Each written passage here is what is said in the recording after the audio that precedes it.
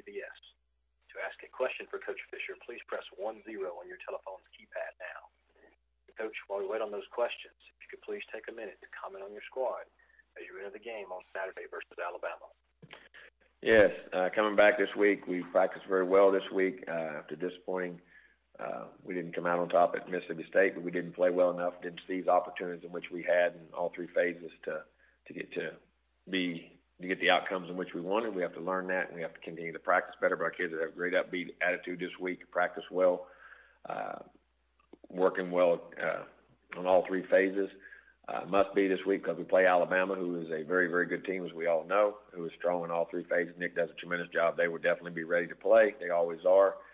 Very dynamic on offense. I know Bryce and everybody's questioning if he plays or he doesn't play, but either way, they're going to be great. They have a great team anyway. Jalen Milroe did a great job in the game for them last week.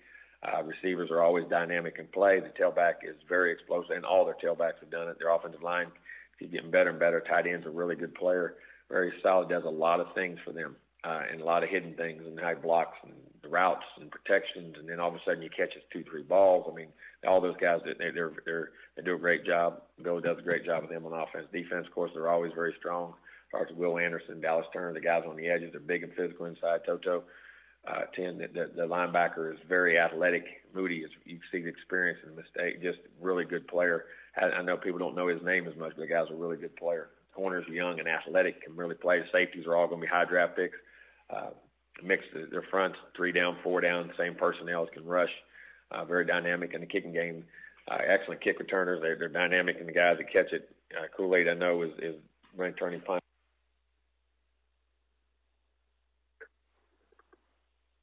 To kick it out, just do an excellent job in their punt team and everything they do, and we'll have to play a tremendous game.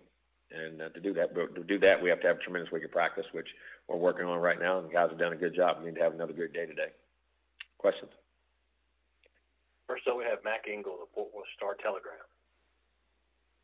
Coach, thank you very much for doing this. You and Coach Saban had a pretty interesting exchange back in May. Mm-hmm. I know that was a long time ago now, and you addressed it at Media Days, but now the game is here. Do you think that exchange will have any effect on the way the teams prepare or even play on Saturday? I really don't. I mean, listen, that's between he and I we like he used to say, like he said, and I saw him in an interview. You had heard arguments. We used to have in staff meetings all the time. I mean, it was in a good way, out of respect and everything else. But I mean, just that happens sometimes in this business, and I think the teams will play and prepare each other and play each other very hard no matter what. Thanks, Coach. Tony. Thank you. Next is Glenn Gilbo of Outkick. Hey, Coach, can you give how is Max progressing this week with the thumb injury? Well, it's the same thing. I mean, we're going day to day with him each and every day, and he'll continue. I'm sure it'll get better each day, hopefully. And as a head coach or as an assistant, have you ever called a coach from the other side during game week? Have I ever called a coach from the other side? Yeah, like during game week before you play, like the other head coach or maybe another assistant. That's a great question, Glenn. I'm thinking about it. I'm not going to say I haven't. I don't remember. That doesn't happen very often. I'm going to say that, but I'm not going to say it's never happened. And I'm not. And there's nothing I'm referencing. So I'm trying not to say, you never say never. But I don't know. It happened. I don't remember it very often. I'll put it that way, buddy. I was thinking maybe Will Muschamp when he was DC and you were OC. Might have. I'm not saying that. Will and I used to talk a lot and do things, so we very easily could have. And I'm not going to say that. I can't remember it, though, but it could have happened very easy, Glenn. Thank you. Thank you, buddy. Next is Jock Doucette of WAFB. Hey, Coach. Good morning. Good morning. Coach, LSU's playing Tennessee this weekend, and you and Coach Saban's first big victory at LSU was against Tennessee 22 years ago. Yep. Apologies for you to go so far back, but I interviewed both Rohan Davey and Robert Royal this week, and just if you can remember such the aggressive play call you made the first play in overtime to throw the ball to the tight end across the middle from 25 yards.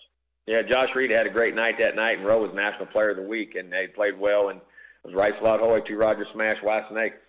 I can remember to this day. I know it was on the right side and the hash, and Robert caught a double move corner post, and we won it in the first play of hit it on the first play of overtime, and we were running that well. Rowe was playing really well, and that was his first start of the year after coming off an injury, and played extremely well. As a matter of fact, was National Player of the Year. Tennessee had a heck of a team, and we were very fortunate. I think 38-31 the final ended up.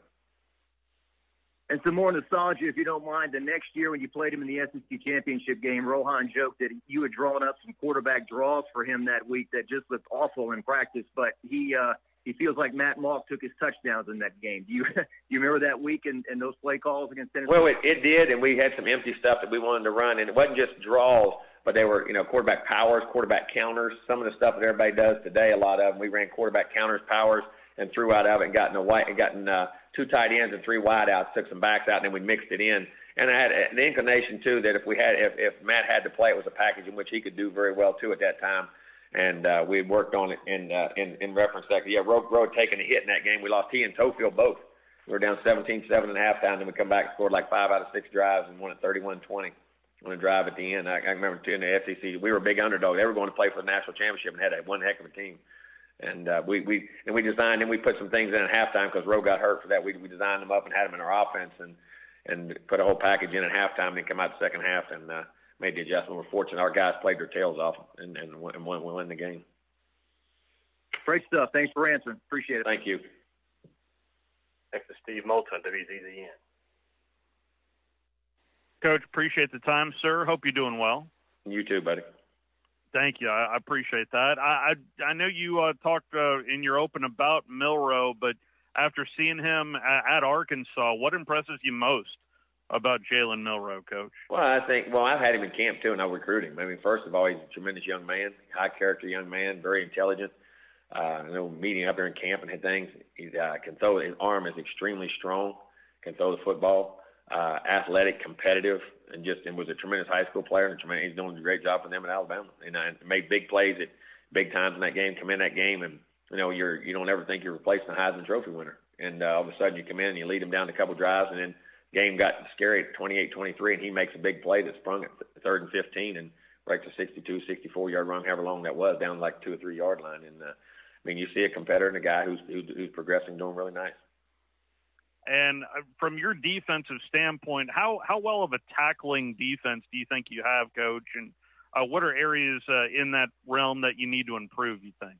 Well, I think you always look at tackling is key, open space tackling and things that go on and setting it. But also when you're doing those things, you got to make sure you set edges and have angles to be able to do that. And I think our safeties and our secondary people, our linebackers are very athletic, and I think they tackle very well in space. And not saying we make every play, but we do. I think we do a really nice job of that, and we work on that and teach that very well. Thank you, Coach. Thank you. It's going to be it for today, Coach. Thank you. Thank you.